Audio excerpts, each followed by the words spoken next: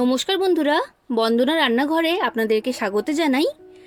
আজ আমি আপনাদের সাথে বিস্কুট দিয়ে চকলেট আইসক্রিম বাড়িতে কিভাবে তৈরি করবেন সেই রেসিপিটাই শেয়ার করছি। খুবই কম খরচে বাড়িতে আপনারা 5 টাকা দামের বিস্কুট দিয়ে এই চকলেট আইসক্রিমগুলো তৈরি করে ফেলতে পারবেন কোনো রকম ঝামেলা ছাড়াই। দেখে নিশ্চয়ই বুঝতে পারছেন আইসক্রিমগুলো কতটা সুন্দর তৈরি হয়েছে। মাত্র দুটো উপকরণ দিয়ে এই চকলেট আইসক্রিমটা আপনারা বাড়িতে তৈরি করে ফেলতে পারবেন। তাহলে বন্ধুরা আর দেরি না করে আজকে রেসিপিটা শুরু করা যাক। আর আপনারা যদি আমার চ্যানেলে নতুন এসে থাকেন তাহলে চ্যানেলটা সাবস্ক্রাইব করার জন্য অনুরোধ রইল। আইসক্রিম তৈরি করার জন্য আমি এইখানে নিয়েছি 5 টাকা দামের হ্যাপি হ্যাপি বিস্কুট। একটা প্যাকেটের দাম 5 টাকা, তো আমি এইখানে 4 প্যাকেট হ্যাপি হ্যাপি বিস্কুট নিয়েছি। আর এইগুলো চকলেট বিস্কুট। এবার এই প্যাকেটের মধ্যে থেকে বিস্কুটগুলোকে একটা প্লেটের মধ্যে আমি নিয়ে নিচ্ছি। দেখুন বন্ধুরা, সব বিস্কুটগুলোকে আমি প্লেটের মধ্যে নিয়ে নিয়েছি। এবার এই বিস্কুটগুলোকে ছোট ছোট টুকরো করে ভেঙে নিতে হবে। খুব বেশি বড় টুকরো রাখবেন না, একটু ছোট ছোট করেই ভেঙে নেবেন। দেখুন বন্ধুরা, আমি সব বিস্কুটগুলোকে ছোট ছোট টুকরো করে ভেঙে নিয়েছি। এবার এই বিস্কুটগুলোকে আমি গুঁড়ো করে নেব। তার জন্য আমি এখানে একটা মিক্সি জার নিয়েছি। এবার এই বিস্কুটগুলোকে মিক্সি জারের মধ্যে আমি দিয়ে দিচ্ছি। তো সব বিস্কুটগুলো আমি মিক্সি জারের মধ্যে নিয়ে নিয়েছি। এবার আমি এর মধ্যে দিয়ে দিলাম বড় চামচের 2 চামচ চিনি। বন্ধুরা, বিস্কুটের মধ্যে অনেক পরিমাণেই কিন্তু মিষ্টি রয়েছে, তবে আইসক্রিমটা তৈরি করার পর মিষ্টির পরিমাণটা কমে যাবে, তো সেই কারণে আমি এখানে 2 চামচ চিনি দিয়েছি। তবে বন্ধুরা, আপনারা যদি মিষ্টি কম খেতে পছন্দ করেন তখন চিনিটা এখানে দেবেন না। এবার আমি বিস্কুটটাকে গুঁড়ো করে নেব। আর খুব ভালো করে বিস্কুটটাকে গুঁড়ো করতে হবে যেন কোনো গোটা অংশ না থাকে। তো দেখুন বন্ধুরা, বিস্কুটটা গুঁড়ো করা হয়ে গেছে আর একদম মিহি করে আমি গুঁড়ো করে নিয়েছি, একটুও গোটা অংশ এর মধ্যে নেই। এরপর দেখুন বন্ধুরা, আমি এইখানে নিয়েছি 1 কাপ দুধ।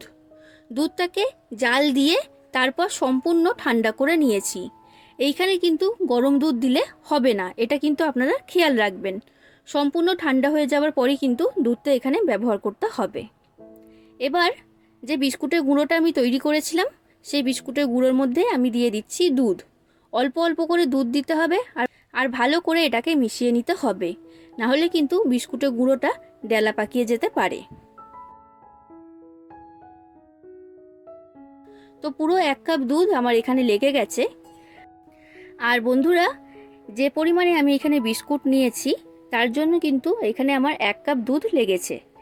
এবার দুধ আর বিস্কুটের এই মিশ্রণটাকে আমি মিক্সির মধ্যে দিয়ে খুব ভালো করে মিশিয়ে নেব। এইভাবে করলে আইসক্রিমটা খুব সুন্দর তৈরি হবে। তো দেখুন বন্ধুরা, আমি মিক্সির মধ্যে দিয়ে খুব ভালো করে এটাকে মিশিয়ে নিয়েছি। আইসক্রিম তৈরি করার জন্য এই মিশ্রণটা আমার সম্পূর্ণ তৈরি হয়ে গেছে। এটা এখন আমি সরিয়ে রেখে দিচ্ছি। এরপর আমি এইখানে নিয়েছি কাগজের কাপ।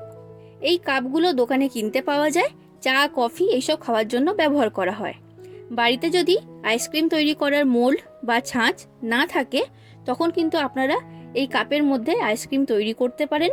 খুব সুন্দর তৈরি হবে আইসক্রিমগুলো। তো দেখুন বন্ধুরা, আমি এরকম কাপ নিয়ে নিয়েছি।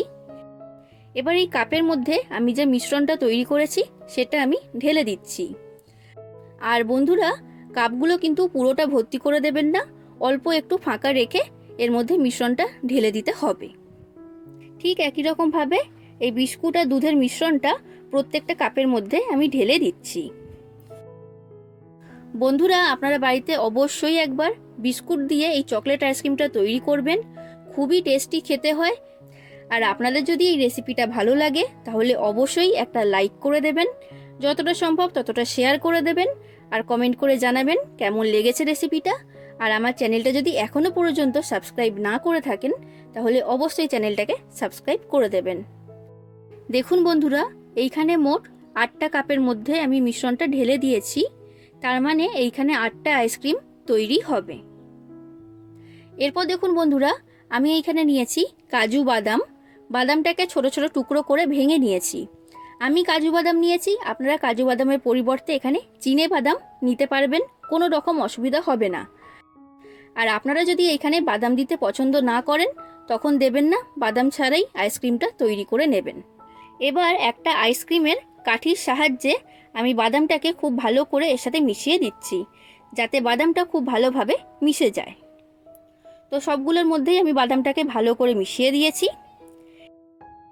এইবার এই কাপের মুখটা বন্ধ করে দিতে হবে। তার জন্য আমি এখানে নিয়েছি ফয়েল পেপার। এই ফয়েল পেপারের সাহায্যে মুখটা বন্ধ করলে আইসক্রিমগুলো খুব ভালো মতো জমাট বেঁধে তৈরি হবে। তো দেখুন বন্ধুরা, আমি প্রত্যেকটা কাপের মধ্যেই ফয়েল পেপারটা লাগিয়ে দিয়েছি। এইবার আইসক্রিমের কাঠিটা আমি এর মধ্যে দিয়ে দেব। তার জন্য ফয়েল পেপারের উপরে অল্প করে একটু ছুরির সাহায্যে আমি কেটে দিলাম।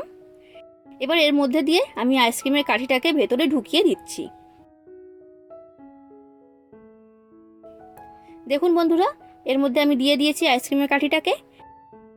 ঠিক একই রকমভাবে আমি প্রত্যেকটা কাপের মধ্যে আইসক্রিমের কাঠিটাকে এইভাবে ঢুকিয়ে দেব।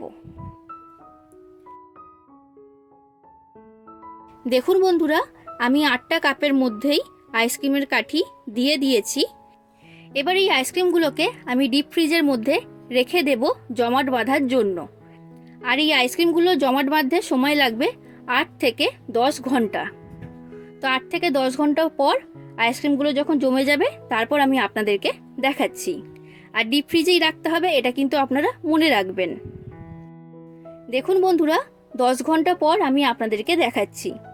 আইসক্রিমগুলো খুব ভালো মতো জমাট বেঁধে গেছে, আর ভেতর থেকে কেমন তৈরি হয়েছে সেটাও আমি আপনাদেরকে দেখিয়ে দিচ্ছি। কাপের মধ্যে থেকে খুব সহজেই কিন্তু আইসক্রিমগুলো বাইরে বেরিয়ে আসছে। আমি এইখানে সব আইসক্রিমগুলোকে কাপের মধ্যে থেকে বের করছি না, যে কটা আইসক্রিম খাবো সেই কটাই আইসক্রিম আমি আপনাদেরকে বের করে দেখাচ্ছি। বাদবাকি আইসক্রিমগুলোকে আমি ফ্রিজের মধ্যেই রেখে দেব, যখন ইচ্ছা হবে তখন আমি বের করে খাবো। তাহলে বন্ধুরা, আপনারাও বাড়িতে 5 টাকার বিস্কুট দিয়ে এই রকম চকলেট আইসক্রিম তৈরি করুন। আশা করছি আপনাদের সকলের রেসিপিটা খুবই ভালো লেগেছে।